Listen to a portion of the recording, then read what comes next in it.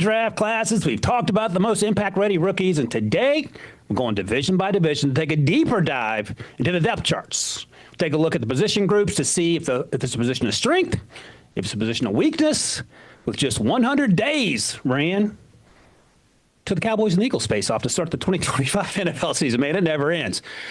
That's former Titans GM Rand Carthon. I'm Ryan Wilson. This is episode 261. And Rand, because I know you don't care, but people might, we got 331 days until the 2025 NFL draft in Pittsburgh, PA. Producer Sharon cares because he's a U guy, and some U guys are going to get drafted no matter how badly you talk about those young men. How was your Memorial Day? It was good, man. Did a community event with the local families here in the community. Me and my partner, Miss Carolyn, shout out Miss Carolyn, my spades partner. We ran the table again for the second straight year, so another championship for us. Walked away with a nice little goodie bag from the Nashville Predators.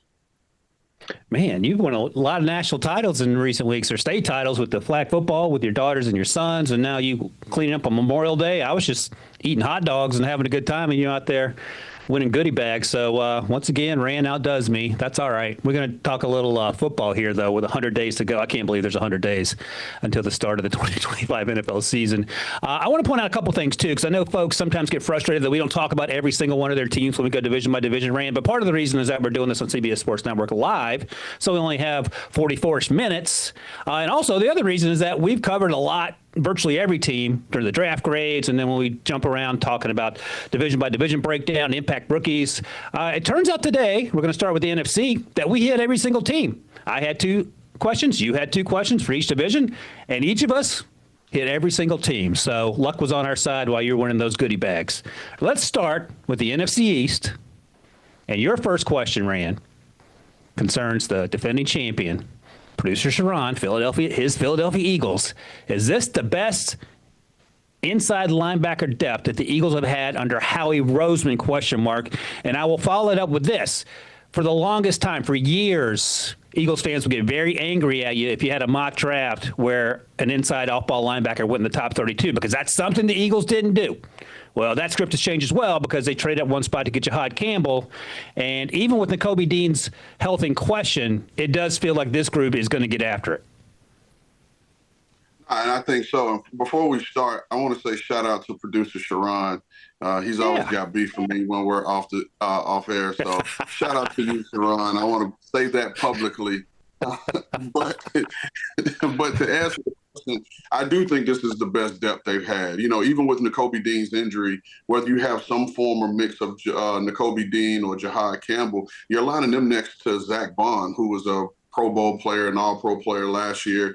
And then you have Jeremiah Trotter Jr., you have Smile Munden. And so you're having a Smile Munden, a guy who was very thought of heading into this pre-draft process, that he's potentially your 5th linebacker.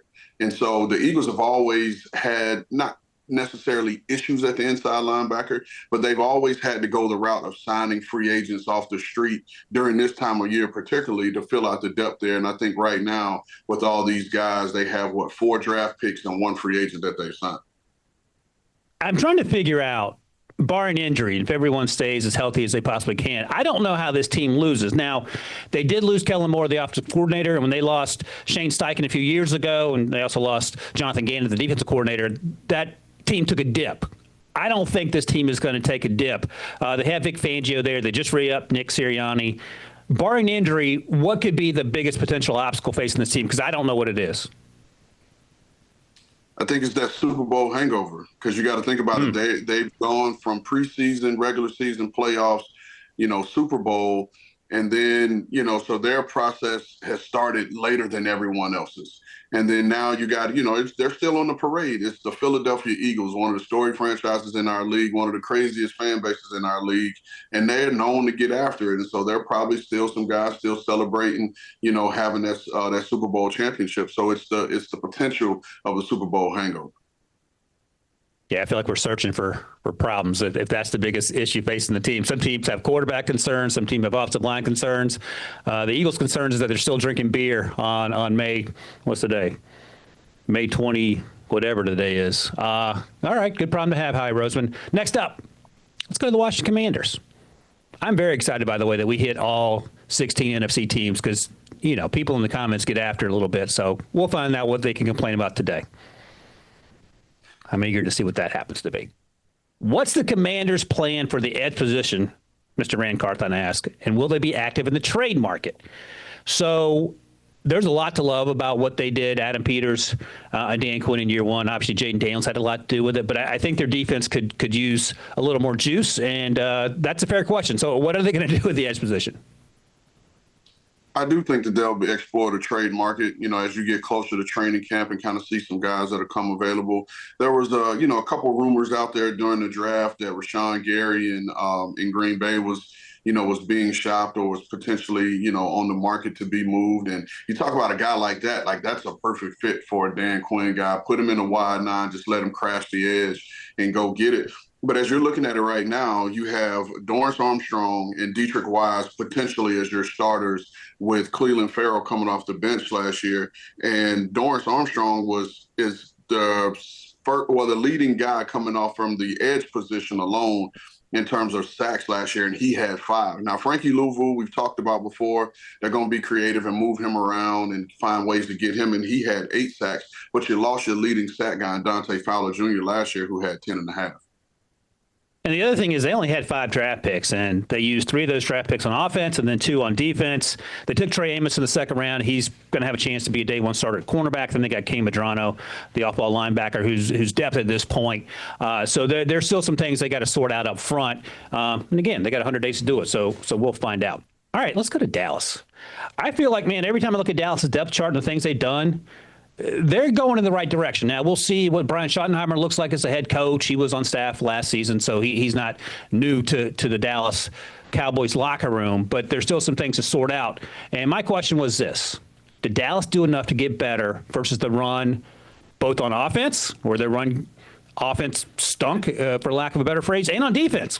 It stunk there as well. And I went back and looked. 2024, the leading rusher was Rico Dowdle, had just over 1,000 yards. Next up was Zeke Elliott, who had 226 yards. As a former running back that ain't sustainable. So what did they do? They signed Javonte Williams. They drafted your guy, Jaden Blue Carthon. They have Miles Sanders. They drafted Phil Maffa, out of Clemson. So they are going in the right direction. And right here, oh, by the way, 12th overall pick, Tyler Booker, to help bolster that offensive line. So let's start with the offense and that run game ran. Have the Cowboys done enough? Because it feels like, I think they have. I think if you're looking at it from a committee standpoint, I would say yes, because you're addressing that. I mean, and Javonte Williams, I really loved him coming out. When he came out, it was him and Michael Carter at the University of North Carolina. They were coached by one of my good buddies and Robert Gillespie. And I really liked him coming out, but this is his, second year removed from injury. And I just saw a report recently where he said this is the best he's felt, since pre-injury. So I know him to be a talented runner with vision. Now let's just see if he can handle and carry the load for the Cowboys. And then on defense, look, they got after in terms of sacks. They had 53 sacks last year, which ranked 3rd overall. But in terms of total defensive EPA, they were 28th, 31st against the run, and 26th as a rush offense.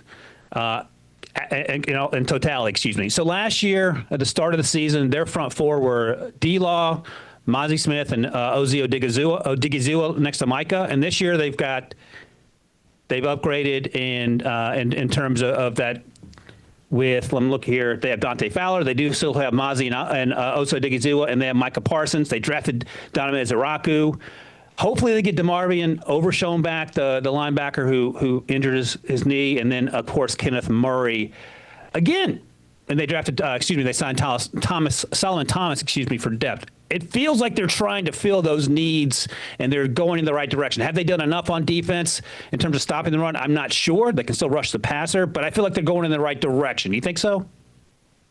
No, I think so. They're going in the right direction, and this just shapes up for them to be one-gap guys that are going to hit it and get it and create disruption.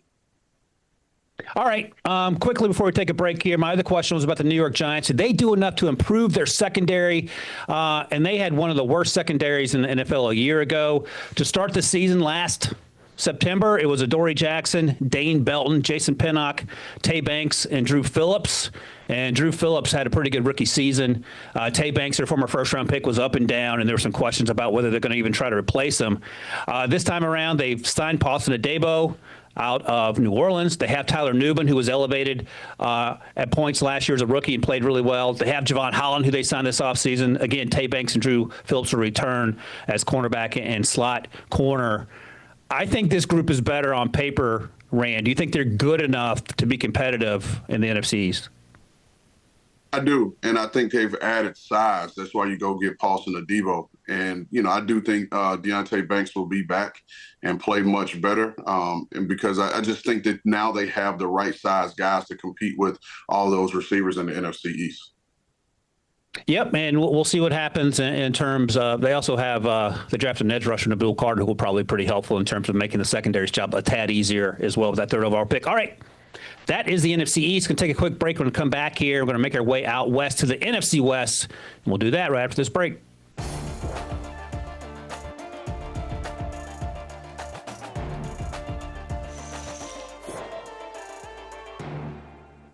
All right, Rand, NFC West time. Let's start in Seattle, Pacific Northwest. Did you used to work in? Oh yeah, no, that's right. You played for the Seahawks for a little bit, right? Yes, a little bit. Why are you laughing?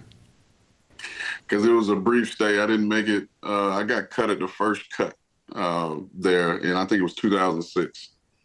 Okay. No, because I remember we were talking about the weather. I think when you and I were covering the draft in Stamford, Connecticut, and it was similar to Seattle weather. I wasn't trying to call you out, man.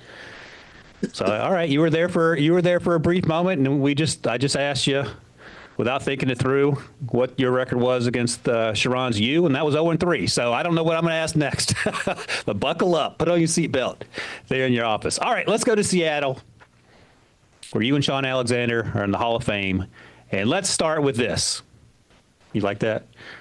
Would the Seahawks consider having packages for Jalen Milroe? And my first thought went to when the Ravens drafted Lamar Jackson.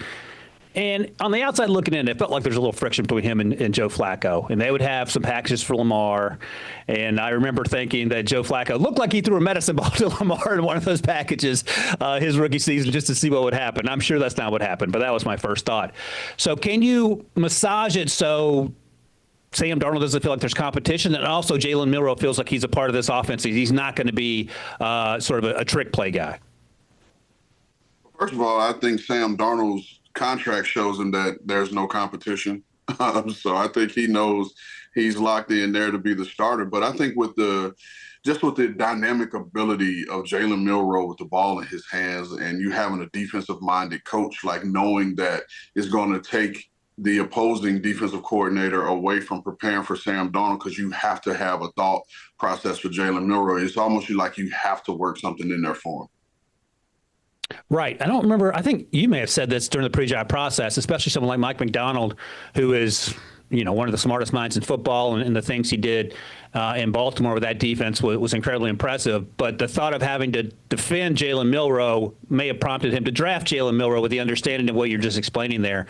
So I think if you have a way to ease Jalen Milroe into this offense, whatever that means, and then allow him to grow, and the thing we talked about during the pre-draft process wasn't the athleticism, because we know how great an athlete he is, but his ability to throw the ball to the second level with a little touch and a little anticipation and to play on time a little better. If you can get that out of him, then you're suddenly cooking with gas. So I think you're exactly right, and I love the idea of making other teams work harder in preparation for you, even if you don't see Jalen Milroe except for a handful of plays.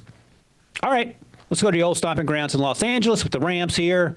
And this is a great question, and it was a question that we thought maybe might have been answered during the draft. It wasn't, but what's the long-term plan for the Rams at the quarterback position? That's your question, Ram, but my follow-up is Sean McVay, who you've worked closely with, capable of doing with a seventh-round pick what Kyle Shanahan was capable of doing this with a seventh-round pick and Brock Purdy, or was that just a special circumstance that'll never happen again? It's a little bit of both, right? Because again, we're talking about a system that's so specific in what they're looking for at every position. And Brock was just that. He was a guy that was perfect for what Kyle wanted and what that system required. So it can be done. Again, I believe, but it has to be the right fit. And, for my question, I'm looking at, Matthew Stafford, who we all know is getting up there in age. But then you look at Jimmy Garoppolo, who's currently the backup. He's entering the final year of his deal. And as I'm looking at it, he's 34 years old. And then I was surprised to see that, Stetson Bennett has 2 years left on his rookie deal. He has the 25 season and the 26 season. And I was shocked to see that he was already 28 years old. So they're going to have to get younger, at that position and have some long-term sustainability for the Rams. All right. I mean, those are fair questions, and it feels like Sean McVay, as much as Kyle Shanahan, finds ways to win without necessarily his best players on the field all the time, whether that's injury or otherwise. And speaking of Kyle Shanahan, let's go to San Francisco, because my question is, how will Kyle Shanahan get the most out of a wide receiver room that looks a little different in 2024? Doesn't look a lot different, which was sort of surprised me until I went back and looked at the roster to start the last season.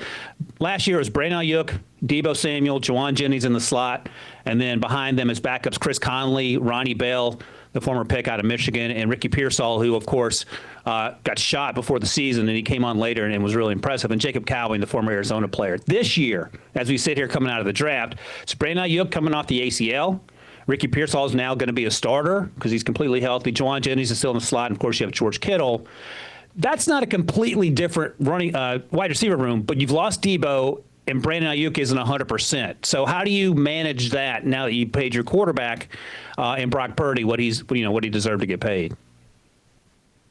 Well, again, I have all the faith in the world in Kyle Shanahan and how he sees things. And one of the biggest things I took away from my time in San Francisco working with him, that everything isn't a one-for-one, right? So it's not going to always be a receiver for receiver or running back for running back or what have you. Sometimes, there are moves that are made that are going to affect other positions. And I think them allowing them to move on from Deebo Samuel, knowing that you're going to get a Christian McCaffrey back, now Christian can play some of those roles. I mean, obviously he's going to be the bell cow runner, but then you can still, move him in the slot and put Isaac Guerrero in the backfield. And then, BA, Brandon Ayuk, he's going to come back healthy just because of how he's wired. But again, you've seen without them having a quote unquote number one, George Kittle steps up. Juwan Jennings is always going to step up. They even call third and Juwan in the building because he's going to find a way to get open. And so I understand what Kyle's doing, but again, you took Ricky Pearsall in the first round and you have to put him on the field. And like you said, he was coming along once he came back healthy. And I think you can't undersell this, and you've talked about this a lot, how well John Lynch and Kyle Shanahan do hitting on these day three picks, whether it's Brock Purdy, who we always talk about. Juwan Jennings is a great example. We talked about Aaron Brooks previously. He was a day two pick. But they seem to find these guys, and they plug them in, and they just start making plays. And that's been a huge help in terms of what they're trying to do. And, oh, by the way, thanks for mentioning Christian McCaffrey, because he's incredibly important to that pass game. And he was banged up last year along with everyone and their brother in San Francisco. All right, let's go to Arizona. And here's my question. It's a pretty general one. They had 9 interceptions last year. That ranked bottom third of the league. If you're the Cardinals, and Monty Ossenfort has done a great job in 2 years building that team, how do you build a defense to create more turnovers, and did they do it? And that's the question for me. And this graphic suggests that you start up front with a front four with pass rush, or maybe you start in the secondary, or maybe you start at the second level. So I'll ask you, Rand. They drafted Walter Nolan out of Ole Miss, defensive tackle. They got Will Johnson, the cornerback, in the second round. Got Calais Campbell, Dalvin Cook, Akeem Davis-Gaither, and Josh Sweat there, as we saw, as free agents. How do you build a team that generates more turnovers if that's what you need to do defensively? It starts up front. You start up front because you got to be able to pressure the quarterback, get the quarterback off his spot. Because if you got a quarterback that's back there patting the ball, it doesn't matter who you have in the secondary because they're going to have to cover people for longer. But when you have a front, that can get after, be disruptive, get to the quarterback quick, then that forces the ball to come out quick. And so now the corners can play a little bit of a guessing game and jump routes a little bit more. And then, like you said, to add a big man like Calais Campbell back to the middle of that defense, and he's known for being able to get his hands on balls. So a lot of times you hear it all the time, tips and overthrows, got to get those, and that's what they're going to be able to create with this front.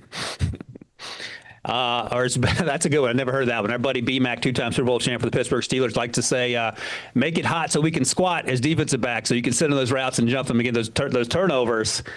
So yeah, we got to make a list of sayings so I can I'll use those in my day-to-day, like when I'm at the grocery store or get my oil change, see how they react to that. All right, that's it for the NFC West. We're going to take another quick break. We're going to come back and go to the NFC North. And Rand, I want you to think about this during the break. I want to ask you about the news that Caleb Williams didn't want to be in Chicago, and we'll talk about what that means now that he is in Chicago, just because I'm curious. And we'll talk about the rest of the NFC North right after this break.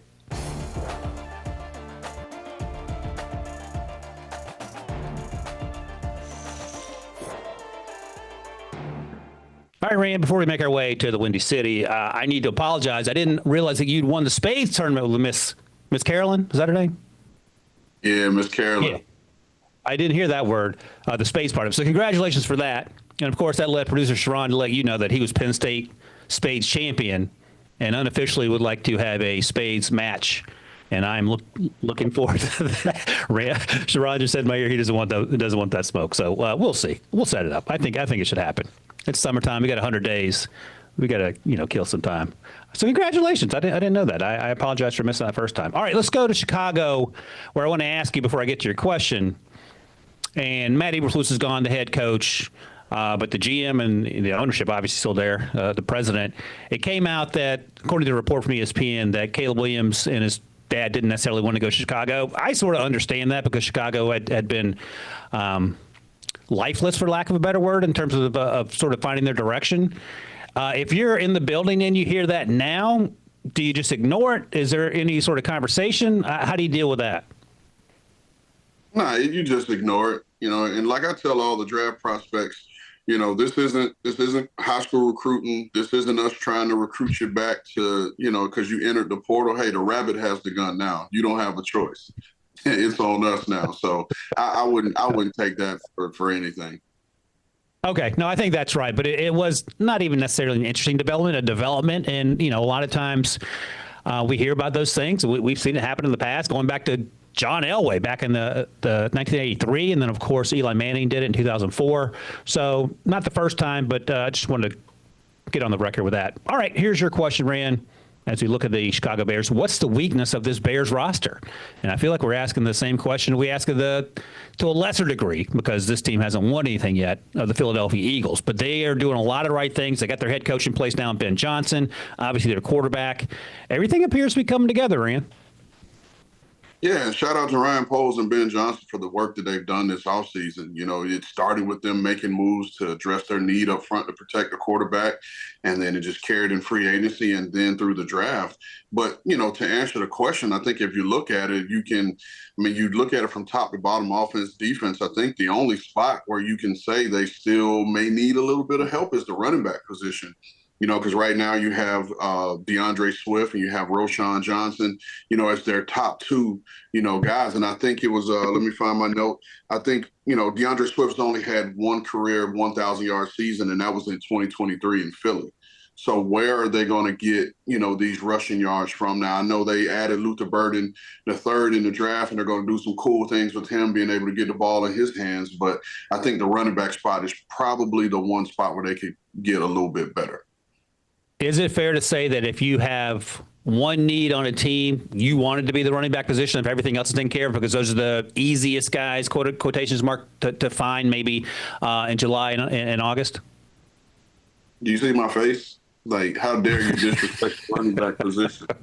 You can't find running backs just whenever or however you want. I mean, honestly, look at what Philly did. Philly's had backs but then they went and got a real guy in Saquon and they won the Super Bowl. So we're not going to discount the running backs.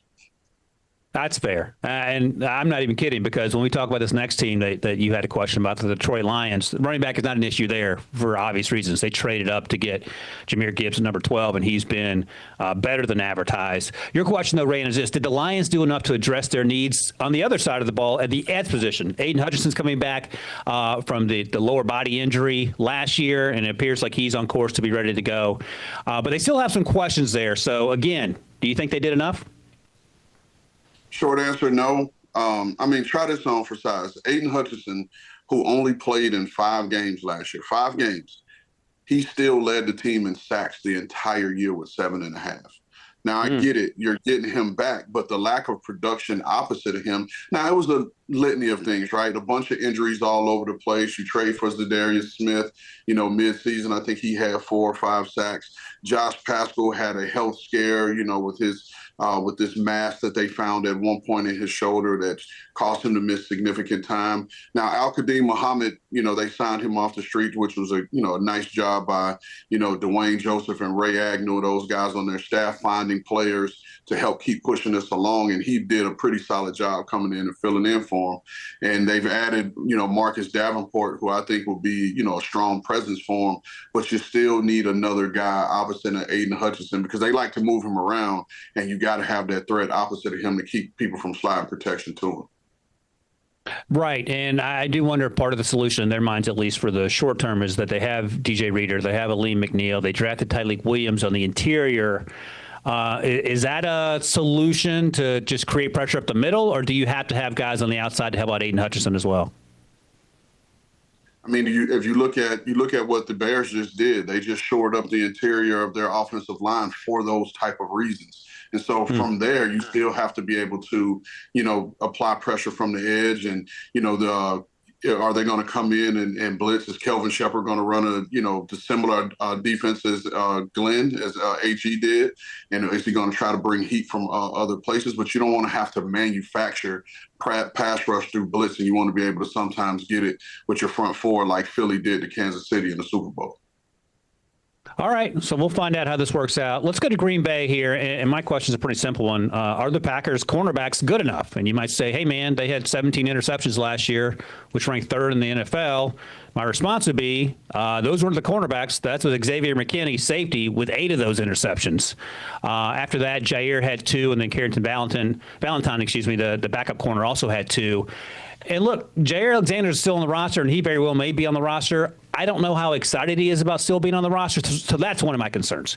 So he's the starter. They moved on from Eric Stokes, a former first-round pick. Their safety position is strong. They have Xavier McKinney. They have Evan Williams and Javon Bullard, both going into year 2. Then Keyshawn Nixon now has to move to outside because they lost Eric Stokes. And then Nate Hobbs, who they signed, is now the nickelback. And I just have a lot of questions about what that looks like in terms of the long-term sustainability of that over 18 weeks. Do you think they've done enough, Rand? Not necessarily, but then you got to understand this defensive scheme and what Jeff Hafley does on defense, what he runs on defense, which is similar to the Seattle system, I guess the now Raiders system, the San Francisco system, this Pete Carroll-esque type of defense. And if you look at what they've done now, the infancy of the defense was, heavy cover 3. And then now it evolved to a little bit more man, some quarters. So they'll be able to do some things in coverage, that will allow them to not have to have a quote unquote number 1 corner, or number 1 or number 2 corner. Yeah, I'm just looking at the depth chart, and there's not a lot of depth there as well. So to your point, you may have to scheme your way around it in the short term until you find some solutions. But they got after it up front, their front 7. So maybe that's another way. And you just talked about the importance, obviously, of having a pass rush. A pass rush solves a lot of problems. Tips and overthrows, got to get those, make it hot so we can squat. All right. I don't know what they're saying in Green Bay, but I'm sure it's something to that effect. And then finally, before we take another break here in the NFC North, we're going to Minnesota, and this is as easy as it gets. This is all about J.J. McCarthy. So can KOC, Kevin O'Connell, do for J.J. McCarthy what he did for Sam Darnold? And that's the concern. So, Rand, you got a year 2 quarterback who's only played in the preseason, is coming off an injury. Is this going to work? Because the backup plan right now is Sam Howell. It has to work, and I believe it will because Sam Darnold, obviously he had been around and he was a top pick in the draft like JJ McCarthy. But the thing that works in JJ McCarthy's favor is this is his 2nd year in the offense. So the play call and the thought process behind routes and sets and how to set things up will come a little bit more naturally to him as opposed to someone coming in the offense for their first year and having to learn the nuances of the offense. All right. Yeah, it's going to be interesting because I don't know if there's been a coach outside of Sean McVay and Kyle Shanahan that's gotten the most out of their quarterbacks, whoever those quarterbacks end up being, whether it's Josh Dobbs just getting off the plane or whether it's what we saw last year with Sam Darnold and Kevin O'Connell. So that's encouraging. That defense is going to be really good with Brian Flores. We know that. So that takes some of the pressure off of what you're asking your quarterback to do. And then, of course, you have Justin Jefferson and Jordan Addison. They drafted Ty Felton. So they're doing all they can to help their quarterback have success. They drafted Donovan Jackson, the guard, as well. So we shall see together. All right, let's take one more break, Rand. When we come back, we'll finally we'll round this thing out with the NFC South. And we'll start in Atlanta with a question that you have about old Kirk Cousins. And we'll ask that question right after this break.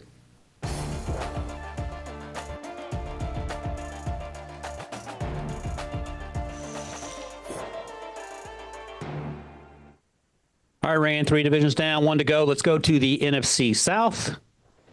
A year ago, I'm sure Kirk Cousins was asking, why did the Falcons just draft Michael Penix Jr.? And now he may be asking, how long am I going to be in Atlanta? Your question is this: are the Falcons asking for too much in return for Kirk Cousins?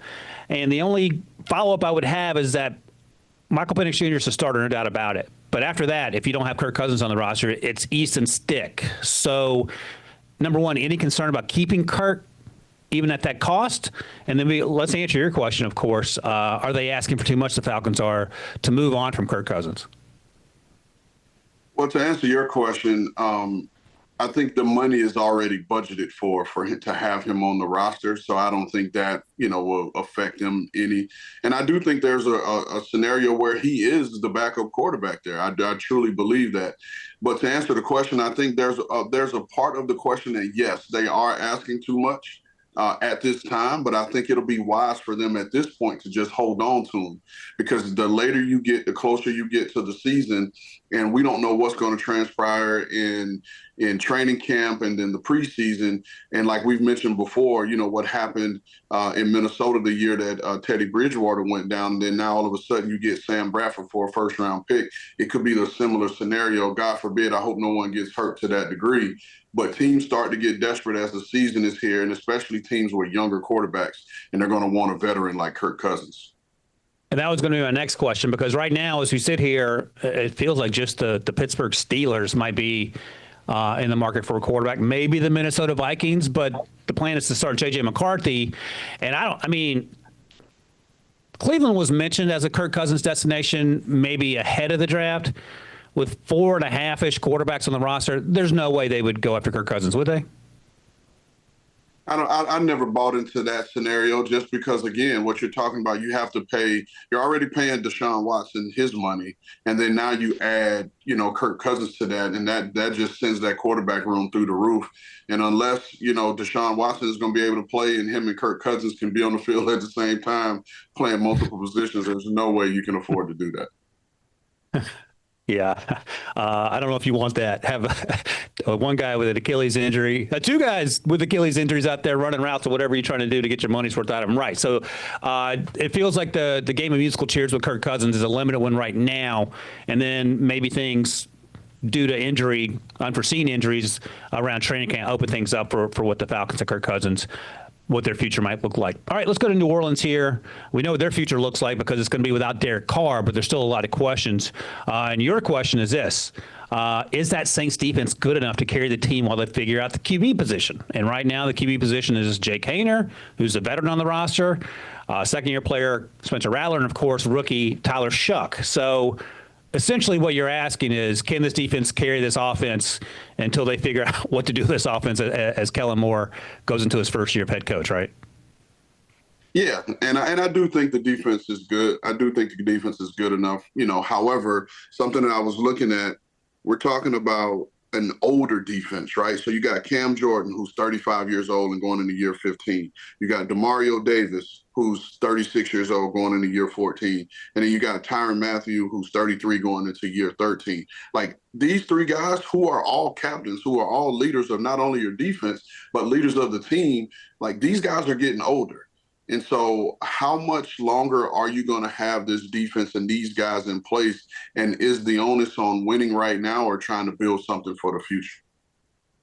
Yeah, and those are fair questions. And we talked last week about Jonas Sanker, the safety they drafted out of UVA, who's currently behind Tyrann Mathieu on the depth chart. So they're trying to figure this thing out. They got Danny Stutzman, one of your favorite guys, the Oklahoma linebacker. They drafted some players in the middle of that defense, Vernon Broughton out of Texas, who was a fun player who played alongside Alfred Collins last year. If he hits, you have him next to Brian Brzee. So they're trying to get this fixed. But I don't know, and we've talked about this, how soon they knew that Derek Carr was going to call it a career, and then the type of pressure that puts on you offensively to try to figure this thing out almost on the fly. So it's going to be interesting. I suppose they're in the right division to have to figure this out, but right now they're certainly not going to be favorites to win that division. This team isn't going to be a favorite either, but I think they're going in the right direction, and that's the Carolina Panthers. And here's my question. Last year, Carolina ranked near the bottom of the league in most defensive categories. And when you're rebuilding a team, and I think Dan Morgan has done a pretty good job of this, where do you start? You answered this question a few segments ago, but this defense looks a little different than the previous ones we've talked about. Do you start with stopping the run? Do you start with getting after the quarterback? Do you start with creating turnovers? If I had to guess, Rand, you got to build in the trenches and go from there. Is that where you're going when you're trying to rebuild a team? Yeah, absolutely. And you see, I mean, you just talked about where they were statistically, in those categories. And a lot of that was without Big Derek Brown in the middle. And so you saw what that looks like and the need to have him in there because, again, he's one of the stoutest, firmest run defenders in our league and is a Pro Bowl caliber player. And, oh, by the way, he can provide pocket push up the middle to get quarterbacks off the spot, in which we talked about in the previous segment, just being able to force the ball to come out quicker so those DBs will have chances to squat and make plays. So they signed Bobby Brown, they signed Tershawn Wharton, and they signed Patrick Jones in the middle of that defense, and then Jones plays on the end, and that allowed them to move Ty Shuttle and A'Shaun Robinson to backup roles. They were starters a year ago heading into the season. They moved on from Jadeveon Clowney. They signed Trevon Moehrig, the safety, to help along the spine of that defense at the second and third levels. So it feels like they're doing what you're talking about doing. And then, of course, you have to make those next steps on offense. And, that's why you draft Ted McMillan. That's why you continue to hope that Bryce Young improves. So, and they signed Rico Dowdle, the leading rusher that we talked about earlier for the Cowboys a year ago. All right, let me see here. Does this team win 7 games, Rand? I think 7 is the right number, to hedge your bet on. I think there's a chance they do get to 7. And again, you're looking at the construction of the team is something you just mentioned that stood out to me. Like they spent their resources on defense, right? They got all the money tied up, on defense, which means that you're going to have to draft and play these younger players on offense because there's no real way to pay both sides of the ball. Maybe a guy or two here or there, but they favor being able to go get those veterans, and that's due to the complexity of Ejiro Evero's defense, which is more veteran-friendly than young guy-friendly. All right, let's talk about the Tampa Bay Buccaneers, who seem like they win the division every year, and then every offseason we try to put another team atop of them in the NFC South. So we'll see how this works out. The Bucs had the 6th most sacks last year, so they got after it in terms of rushing the passer, but they allowed 245 yards per game, which ranked 30th. And they managed just 7 interceptions. For reference, Xavier McKinney, the safety for the Packers, had 8 interceptions. Those 7 interceptions ranked 27th overall. Did Tampa Bay do enough to address the pass defense? So they have Hassan Reddick. They drafted Elijah Roberts out of SMU. And that's about it. They still have Logan Hall. They have Vita Vea, of course, in the middle. Kalijah Kancey, the former first-round pick, also plays in the middle. Anthony Nelson's a veteran. But they don't have a lot in terms of new faces.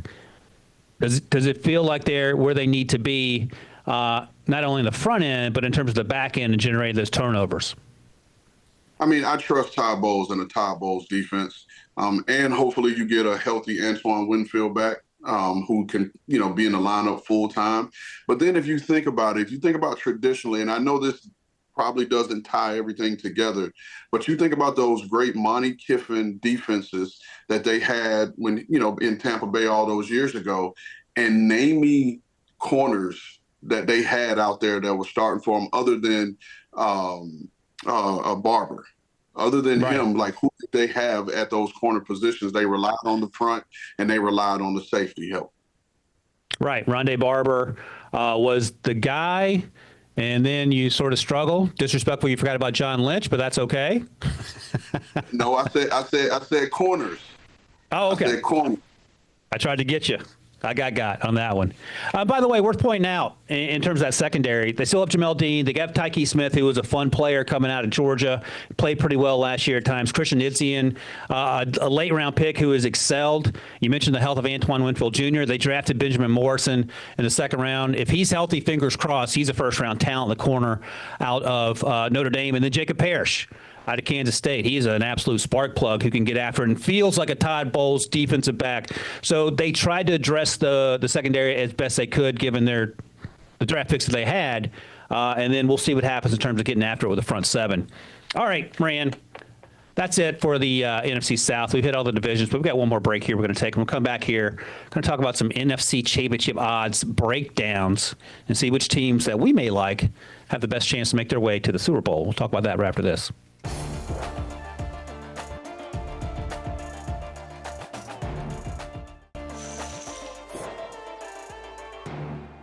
All right, Rand, got a little time left, so let's have a little fun here. Let's look at some NFC Championship odds, and let's make some predictions. We'll figure out some teams' odds and which teams we think are dark horses and have the best chance to make their way all the way to at least to the Super Bowl. Shocker there, the Eagles are the shortest odds at plus 320, and we talked about what would have to go wrong for them not to have a successful season. I'm going to tell you the team that I like as a sleeper pick. I'm trying to go down a little bit here, and you tell me how crazy it is. I'm going to go to the second column here. And by the way, shout out to the graphics department. Hilariously could not get the Giants at the same time. They're so far off the map, but maybe they're going to be the surprise pick. But I'm going to go with, and you tell me, Rand, what do you think of this? At plus 1,800, the Chicago Bears. New coach in Ben Johnson. Quarterback who seems to be buying into what the new coach is selling, and they have a ton of players. And you just asked in a few segments ago, where's the holes in this team? What do you think about the idea of the Chicago Bears being a long shot to make a deep run? Well, we were off camera, and when you said the Bears, I started fist pumping because the Bears were the team I highlighted. And, I mean, obviously the Eagles, the Commanders, the Lions, the Niners, we know those teams. But I think, you know, with Ben Johnson and Caleb going into his sophomore year, if he's playing at a high level in which we expect him to play, I think they have enough to compete and possibly push for a chance to get to the NFC Championship, because no one thought the Commanders would get there last year. And here we are, you know, this year, and I think the Bears are built in the same way. And it's funny because a year ago at this time, we were talking about the Chicago Bears being perfectly situated to make a deep playoff run in year one with Caleb, in part because of Caleb and in part because of the players they acquired. It just wasn't working with Matt Eberflus, and they had to fire the offensive coordinator 6 weeks into the season. And then, of course, Matt Eberflus got fired as well. Hey, Producer Shrine, can we see that graphic one more time? I got one more question for Rand before we get out of here.